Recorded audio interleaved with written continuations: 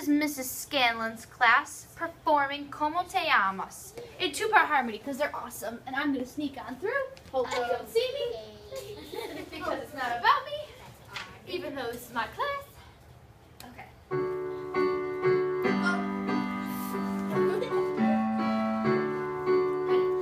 Como te amos, como te amos, como te amos, como te amos tú, como te amos, me amo Anthony, como te amos, me amo Ashley, como te amos, me amo Ricky, como te amos tú,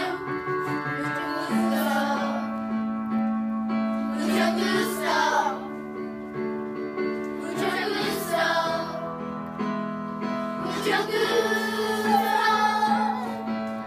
como te amos, como te amos, como te amos, como te amos tú, como te amos, me amo Anthony, como te amos, me amo Ashley, como te amos, me amo Ricky, como te amo tú, mucho gusto,